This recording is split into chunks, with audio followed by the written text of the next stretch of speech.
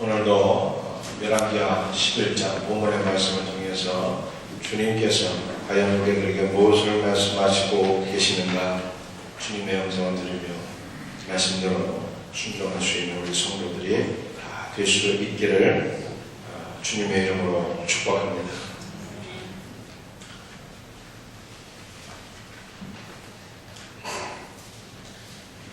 아합 왕가의 시조인 오므리는 북이스라엘의 왕이 되고 두로와 시돈과의 동맹관계를 강화하기 위하여 두로 왕의 딸 이세벨을 자보로 맞이했습니다.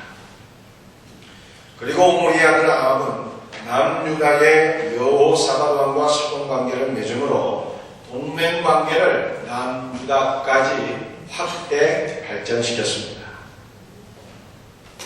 그래서 북이스라엘을 중심으로 두로와 시돈, 밑으로는 남유다에 이르기까지 강력한 동맹관계가 형성되었어요. 이들의 동맹관계는 당시 거대한 제국인 아수르에 맞서기 위함이었습니다. 동맹관계 그 자체가 문제가 되는 것은 아니었습니다. 그러나 두로와 시돈과의 동맹관계로 인해서 북이스라엘은 바알 종교 국가로 전락되었습니다. 그 결과 이후에 의해서 북이스라엘의 아합 왕가가 멸망을 당하게 되었습니다. 사태가 여기에 이르게 되자 남유다의 황후인 아달랴가 하브란석이 되었습니다. 아달랴가 누구입니까? 아합과 이세벨의 딸입니다. 남유다의 여호사밧 왕의 자부이자 아시아 왕의 어머니입니다. 바알 종교를 북이스라엘에 퍼뜨린 장본인이 이세벨이라 할 것 같으면 남유다의 바알 종교를 퍼뜨린 장본인은 아달랴였어요. 그 엄마의 뒷딸이.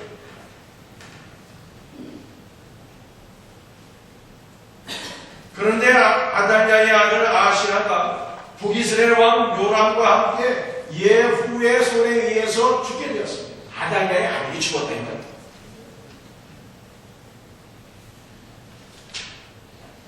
예후에 의해서 아달랴의 아들이 죽게 되면서 북이스라엘과 남유다의 동맹관계가 깨지게 되었습니다.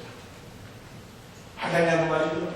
북이스라엘에서 바알 종교가 무너지고 아합 왕가가 전멸당하는 것을 보면서 남유다에서 자기의 신변이 어떻게 될까? 신변의 위협을 느끼게 되고 또 남유다에서 바알 종교가 무너지게 될 것을 걱정해요. 그래서 이 아달랴라고 하는 이 황후가 말씀이죠.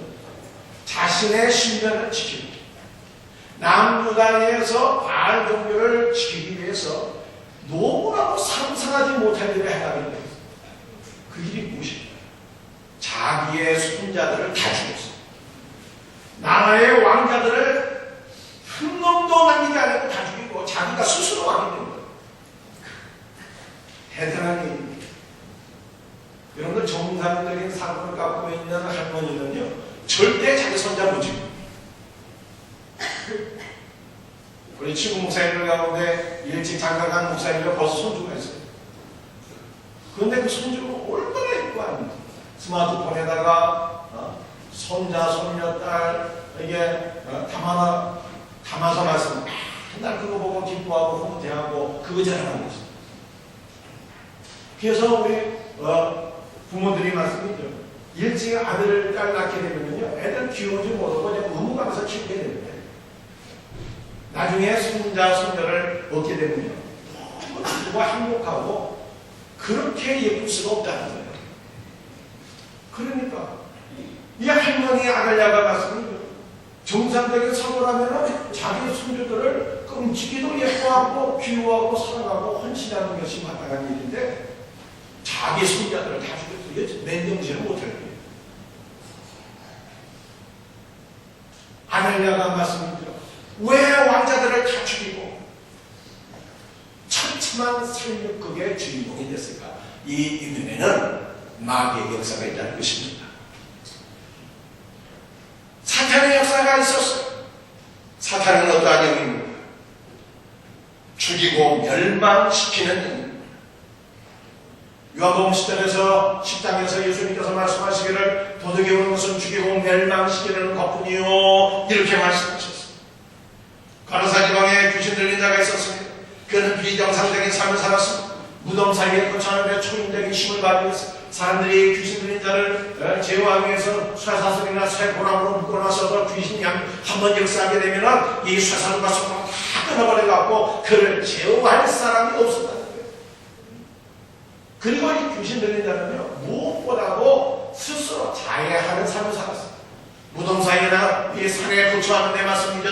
큰 괴성을 지르며 살았습니다. 그리고 돌로 자기 몸을 상해하면서 자해하면서 그렇게 살았어요. 그런데 이 귀신 들린 자가 예수님 만나게 되었습니다. 예수님께서 명하심에 이 사람에게서 귀신들 군대 귀신이 나가게 되었어요. 그런데 군대 귀신이 나가서 어디로 들어가게 됩니까? 2,000마리나 되는 돼지떼로 들어가게 되는 거예요. 돼지떼에 귀신이 들어가니까 돼지떼도 미쳐갔고요. 전부 다 2,000마리나 되는 돼지떼가 칼년이 바로 달려가서 거기에서 바다에 들어가고 몰살에서 죽었다. 귀신은 죽이고 멸망시킵니다. 아들야가 자신의 손자들을 죽이는 것은요, 맨정신으로 할 수 없는 일입니다. 마귀가 배후에서 역사합니다. 대한민국의 자살률은 OECD 국가 가운데 1위입니다. 2010년 기준으로 해서 1년에 15,000명이 죽었어요. 하루에 약 42명이 죽은 꼴입니다. 대한민국 국민들이 죽는 사망의 원인이 4가지가 있는데 4대 사망 원인. 첫 번째 암, 두 번째는 심혈관 질환, 세 번째는 자살, 네 번째는 교통사고. 그런데 자살로 죽는 사람들의 숫자가 교통사고로 죽는 사람들의 숫자보다 2배가 더 많다는 것입니다.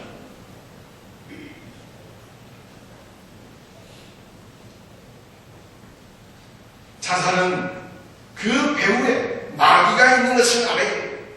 맨정신으로. 사람이 어떻게 스스로 자기 목숨을 끊을 수는 있겠습니까? 마귀는 죽음의 영이고 예수님께서 말씀하셨듯이 거짓의 아비입니다. 마귀가 사람들에게 속삭입니다. 너 죽으면 모든 고통에서 벗어날 수 있다. 마귀가 사람들에게 속삭입니다. 너 죽으면 행복해질 수 있어. 죽음에 대한 환상을 갖게 됩니다.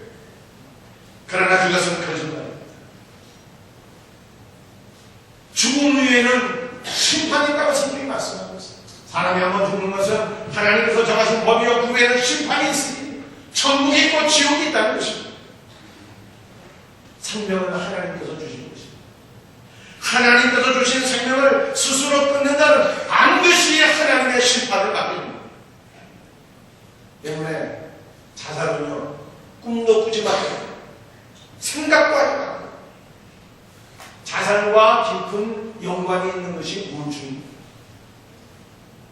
성도는 우울증을 앓고 있는 분들을 깊은 사랑과 관심으로 대해주어야 돼요. 그들을 위해서 기도해야 됩니다.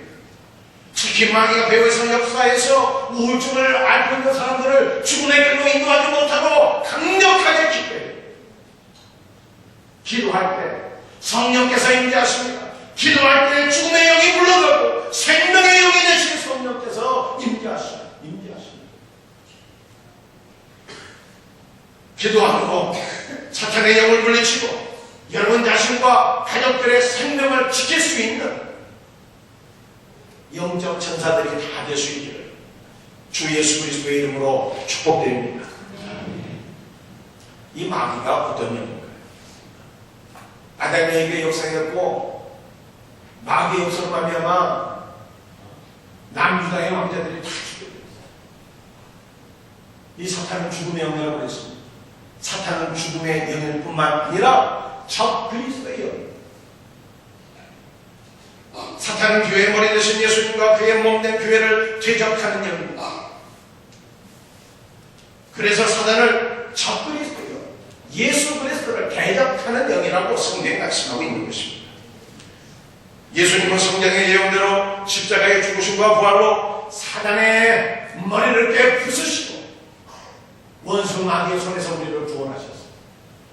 그래서 사탄이 가장 미워하고 증오하고 두려워하는 존재가 있다면 자기의 권세를 깨뜨린 예수님. 그래서 마귀는 예수님께서 다윗의 후손으로서 온 인류의 구원자로서 이 땅에 탄생하는 것을 어떻게든 막아보기 위해서 바라는 것입니다. 예수님의 탄생을 막기 위해서 발악한 사건이 바로 아달랴가 남유다의 왕자들의 씨를 친다.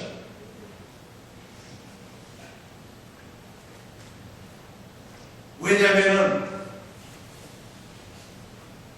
남유다의 왕자들은 다윗 왕가의 후손입니다. 예수님께서 다윗의 자손들이 이 땅에 오시는 것 아니겠습니까? 그래 다윗의 후손들이 다 죽게 된 것 같습니다. 예수님의 탄생이 이루어질 수 없는 겁니다. 원수 마귀는 예수님 너무나도 미워하고 증오하고 두려워했거든요. 예수님의 탄생을 막기 위해서 아달랴를 통해서 남유다의 왕자들을 다 진멸했다는 것입니다.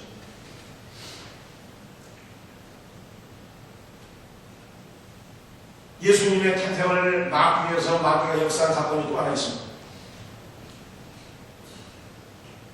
그것은 헤롯이 베들레헴에서 2살 이하의 아이들을 다 죽인 사건. 동방박사 세 사람 별을 따라서 예수님의 탄생하신 곳으로 부르는데 중간에 별이 사라지고 있어요. 그래 동방박사 세 사람이 헤롯 왕에게 찾아가서 물었어요. 우리가 저 동방처럼 아기 예수께 경배하고 이곳에 왔습니다. 아기 예수께서 탄생하신 것을 우리에게 알려주시고 헤롯이 이 말을 듣고 깜짝 놀랐습니다. 안내가 왔는데 어디 또 왕이 태어났단 말이죠. 헤롯이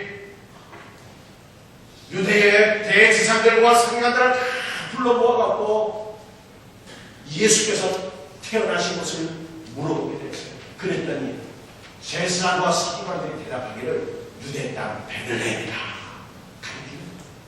그래서 헤롯이 동방박사 세 사람에게 얘기합니다.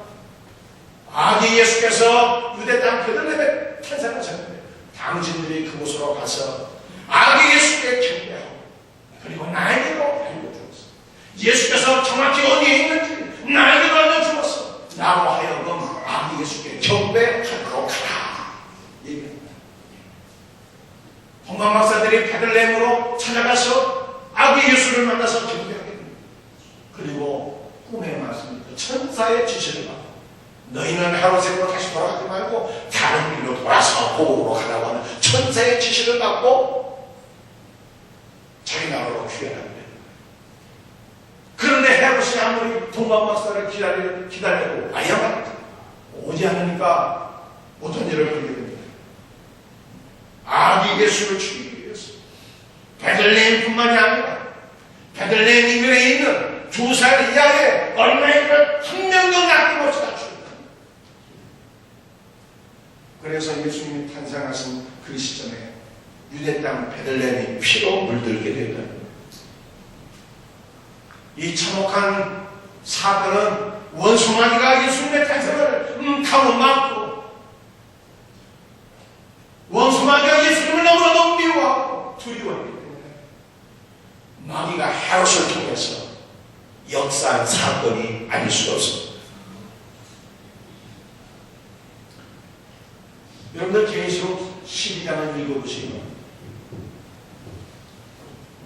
용이 여인이 낳은 아이를 삼키고자 하나 아기가 하나님의 보좌 앞으로 올려지기 때문에 아이를 삼킬 수가 없었어요. 용이 누굽니까? 원수만의 사탄. 아이는 누굽니까? 예수님.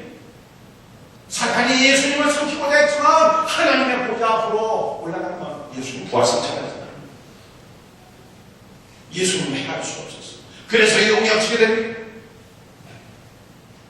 여인의 남은 자손 곧 하나님의 계명을 지키며 그리스도의 증거를 가진 자손들과 더불어 싸우게 됩니다.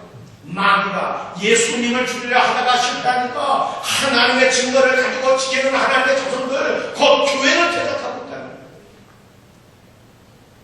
그래서 사단은 죽음의 영일 뿐만 아니라 적그리스도요, 하나님을 대적하고 교회를 대적하는 영.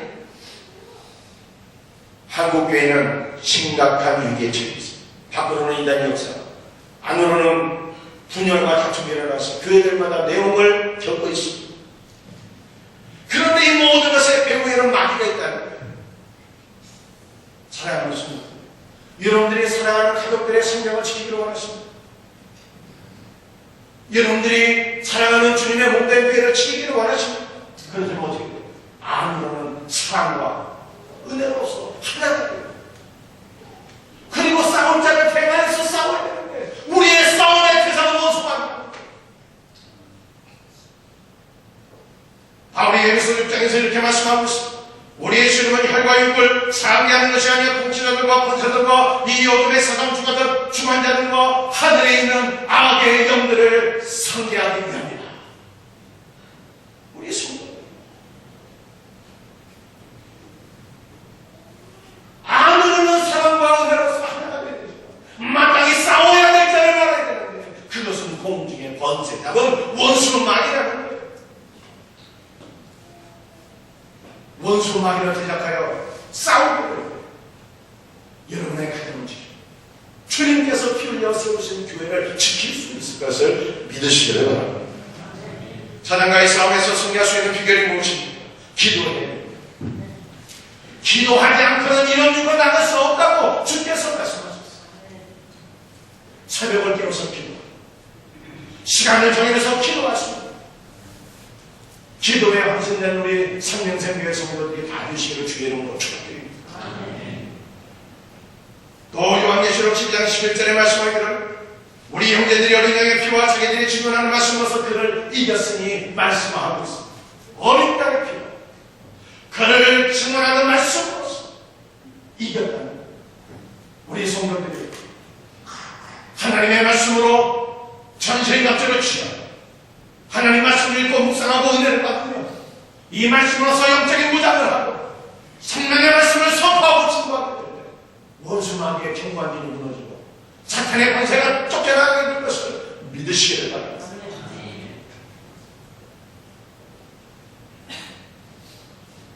오늘 본문에 나타나는 하나님은 어떤 분이실까요? 약속하신 말씀을 반드시 이루어 주십니다. 아달랴가 남유다의 왕자들을 다 죽이는 거예요. 그때 아시아 왕의 위동생 여호세바라고 하는 여인이 있었는데 여호세바가 자기 조카들이 살육을 당하는 그 현장에서 단 하나의 조카를 구원해냅니다. 그 조카의 이름이 누군가 하면 요아스. 한번 따라봅시다. 요아스. 그래서 남유다의 모든 남자들이 다 침멸을 당했지만 요아스 하나는 살아나게 됩니다.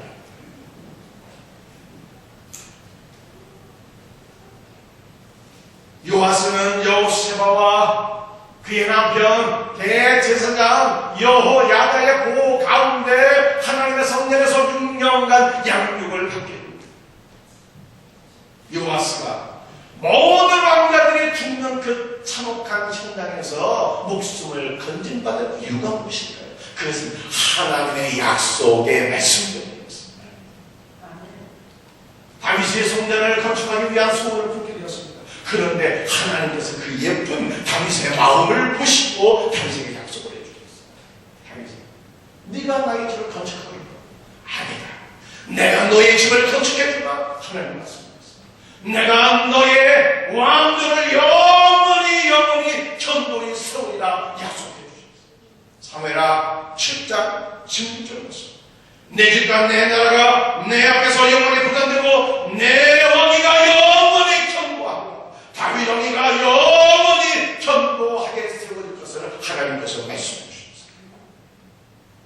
하나님께서는 다윗 왕조가 영원히 이르겠다고 하신 그 말씀을 지켜주시기 위해서 남유다의 모든 왕자들이 다 죽임을 당할 때 한 아들을 구원해 주셨습니다. 그 왕자의 이름이 바로 요아스라는 뜻입니다. 하나님의 말씀의 성취의 결과였습니다. 그러므로 우리 성도들은 우리 하나님의 말씀은 반드시 이루어지는 살아계신 하나님의 말씀이라는 것을 믿어요. 마태복음 5장 18절 말씀, 진실로 너희에게 이르노니 천지가 없어지기 전에는 율법의 1.1획도 결코 없어지지 않고 다 이루리라 말씀하셨습니다. 성경은 살아계신 하나님의 말씀입니다. 반드시 성취되는 하나님의 말씀인 것을 믿으시기 바랍니다. 여러분들이 이것을 믿는다. 말씀 중심의 삶을 살아야 돼요. 성경 말씀을 붙잡고 순종하는 삶을 살아야 돼요. 제가 여러분들에게 묻습니다. 우리 성도들은 성경이 하나님의 말씀인 것을 믿습니다. 이 성경이 반드시 성취되는 살아계신 하나님의 능력의 말씀인 것을 믿습니다. 그렇다면 우리가 어떻게 됩니까? 이 말씀을 붙잡고 읽고 묵상하는, 이 말씀을 붙잡고 기도하고 순종하는 삶을 살아야 됩니다. 이 말씀이 큰 것입니다. 제가 여러분들에게 구체적으로 몇 가지 말씀드리려고 합니다. 우리 성도들이 정말 이 말씀이 이루어지는 생명의 말씀, 하나님의 말씀인 것을 믿는다면 여러분들 부모님께 공경을 해야 돼요. 부모 공경하셔야 돼요.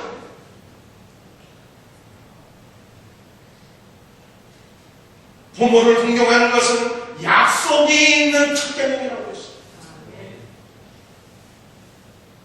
에베소 6장 2절과 3절 말씀, 내 아버지와 어머니를 공경하라. 이것은 약속이 있는 첫 계명이니 이로써 내가 잘되고 땅에서 장수하리라. 하나님께서 약속이 있는 첫 계명이에요. 부모를 공경한다는 거예요. 땅에서 장수하고 반드시 잘된다는 거예요.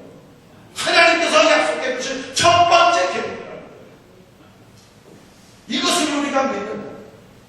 정말로 내가 땅에서 잘되고 장수할 것을 믿는다면 이 말씀에 순종해야 돼요. 여러분들 믿습니까? 성령이 반드시 이루어지는 하나님의 말씀이라면 우리 성도들은 기도해야 되는 거예요. 우리 주님께서 말씀하셨습니다.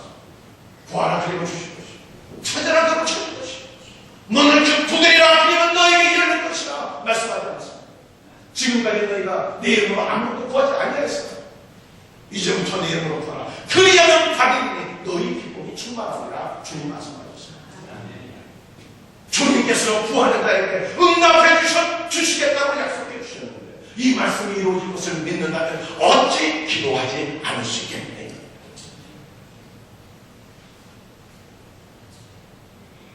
사랑하는 성도들요, 여러분들이 하나님의 말씀에 정말 이루어질 것을 믿는다면요 전도하셔야 되는 거예요. 다니엘서 12장 3절 말씀, 많은 사람을 오는 대로 돌아오게 한 자는 별과 같이 영원토록 빛나리라 말씀하셨습니다.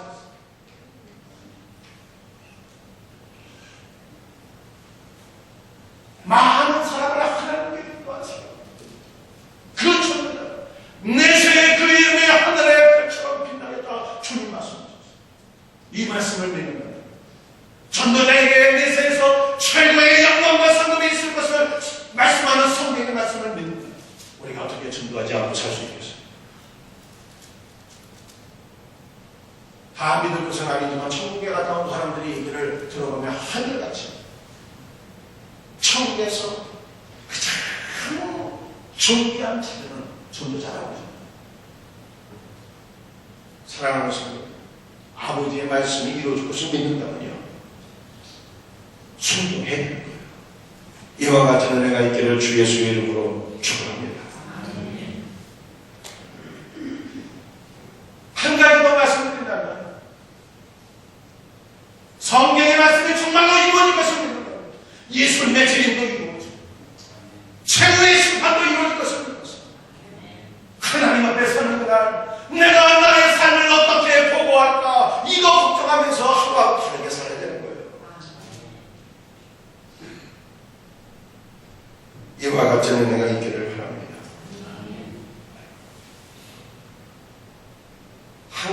오늘 마지막 하나의 말씀을 더 드리고자 합니다. 예후와 여호야다의 차이점이 있었어요. 예후는 누구고 여호야다가 너무 누구냐는 거죠. 예후는 북이스라엘에서 개혁을 주도하는 바알 종교를 없이하고 아합왕가를 멸망시킨 장본인이 바로 예후였습니다. 그러나 예후의 개혁은 바알 족장이었습니다. 바알 종교는 없이 했지만 여로보암이 세운 금송아지 우상은 없애지 않았어요. 예후의 개혁은 하나님을 위한 것이 아니라 자기가 정권을 잡기 위한 개혁에 불과했습니다. 예후의 개혁은 자기 자신을 위한 것이었어요. 그러나 여호야다의 개혁은 달랐다는 거예요.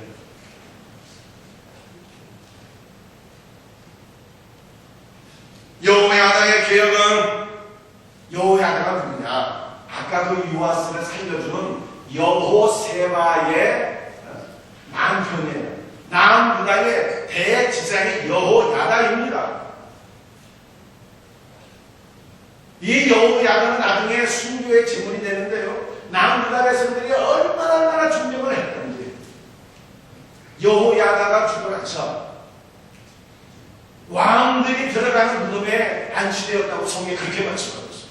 얼마나 존경을 받았는지. 왕도 아닌데 왕이 들어가는 무덤에 들어가게 되었어요.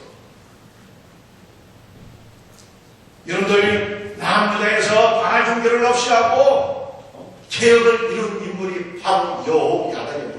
이 여호야다의 개혁은 자신을 위한 것이 아니라 하나님을 위한 것이었어요. 그런 아달랴가 정권을 장악한 지 7년째 되던 비밀리에 개혁을 시작했습니다. 그가 개혁을 시도한 것은 자기 자신을 위한 것이 아니라 하나님의 말씀을 따랐어요. 다윗 왕가의 후손 요아스가 다윗 왕가의 후계자가 될 수 있도록 하기 위해서 개혁을 시도합니다. 말씀을 따랐어. 말씀이 이루어지도록 하나님을 위해서 그렇게 개혁을 시도했다.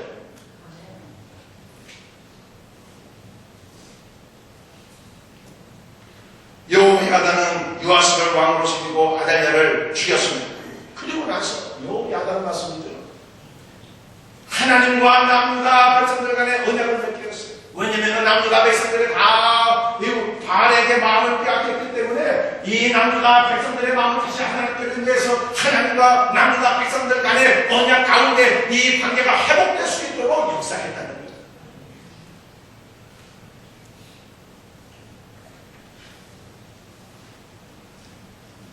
예후는 자기를 위한 기억을 했습니다. 여호야다는 목숨을 걸고 하나님을 위한 기억을 시도해서 남유다 백성들을 온전히 죽여내기로 했습니다. 제가 여러분들에게 또 묻고 싶어요. 여러분들의 인생의 목적은 무엇입니까? 여러분 자신을 위한 것입니까? 아니면 살아계신 하나님의 영광을 위한 것입니까? 자신을 위한 삶. 아무리 위대한 기억을 시도했어요. 하나님 앞에 인정받을 수 없다는 것이 성경의 교훈인 거예요. 하나님을 위한 인생만이 주께 인정받을 수 있습니다. 우리 성도들이 알고 있는 위대한 인물 가운데 알버트 슈번처 박사. 그는 신학자의 우선으로서 아프리카 가공에서 의료 선교를 펼쳤고 1952년에 노벨 평화상을 수상했습니다. 그는 생명을 경외해서 모기 새끼가 한 마리 죽이지 않았다는 거예요. 생명을 귀하게 여기는 의사. 얼마나 존경받아 마땅한 의사입니까? 인간적으로 생각하면 너무나도 존경스러운 분이에요. 자기 자신을 위해서 살지 아니하고 그 생명을 살리는 일에 일상을 헌신했으니 얼마나 존경받아 마땅한 분입니다. 그러나 알버트 슈번처 하나님 앞에는 인정받을 수 없다. 왜냐하면 그가 아프리카에서 의료 선교를 한 것이 자기 사상을 따라서 생명을 경외하는 자기 생각을 따라서 선한 일을 하는 것이지 결코 하나님을 인정하고 하나님의 나라를 위해서 하나님의 영광을 위해서 한 일이 아니었기 때문이라는 것입니다.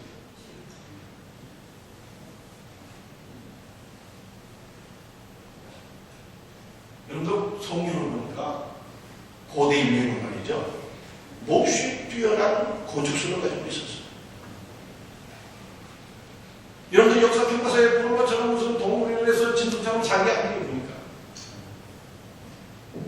얼마나 뛰어난 건축술을 갖고 있었던가 하면은 고대류가 탑을 쌓았는데 그 탑이 하늘 꼭대기에 이르치게 되었습니다. 그런데 그 탑을 세우는 목적이 무엇이죠? 하나님의 영광을 위한 것이 아니었습니다.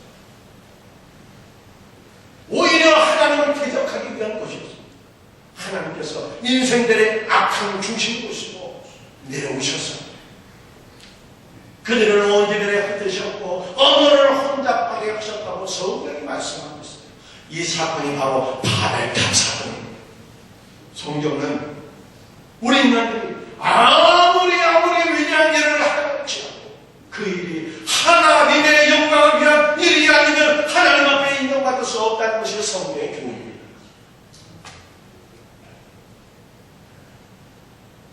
저는 목회하면서 우리 성도들의 질문을 간혹 받아요. 그 가운데 하나가 이런 질문이에요. 목사님, 참으로 착한 사람인데, 선한 사람인데 그 죽으면은 어디 가게 됩니까? 참으로 착하고 선한 사람인데 예수를 안 믿었어요. 그러면 죽으면 어떻게 됩니까? 이런 질문이야. 여러분의 생각은 어떻습니까? 선하고 안 선하고는 주관적인 판단이에요. 나보다 양심적으로 깨끗하게 살면 내가 보기에 선하고 아름다운 사람이에요. 그러나 하나님 앞에는요, 100가지 중에 한 가지라도 죄를 지면 그 사람은 죄인인 거예요. 내가 보기에 선할지라도 의로우신 하나님, 공의로우신 하나님 보시기에 의인은 없나니 하나도 없다고 성경에 말씀하고 있어요. 모든 사람이 하나님 앞에 다 죄인이라는 거예요. 죄인이 죽으면 어떻게 됩니까? 당연히 자기 죄 때문에 죽는 것인데 죄를 떨어지게 되는 것이죠. 무엇보다도 하나님 보시기에 선한 일로 인정받을 수 있는 것이 있다면 그것이 무엇이에요? 그것은 오직 단 하나 하나님의 영광을 위해서 행한 일만이 하나님 앞에 선으로 인정받을 수 있는 거예요. 그래서 성경은 너희가 먹든지 마시든지 무엇을 하든지 다 하나님의 영광을 위하여 하라 말씀하고 있습니다. 사도 바울 초대교회 성도들의 신앙에 대해서 이렇게 고백했어요. 우리 가운데 그 누구도 어느 한 사람도 자신을 위해 사는 자도 없고 자기 자신을 위해서 죽는 자도 없더라. 우리가 살아도 주를 위해서, 우리가 죽어도 죽을 위해 죽으나니 우리가 살아 죽으나 그리스도의 것이구나 이렇게 고백하는 것을 믿으시기 바랍니다.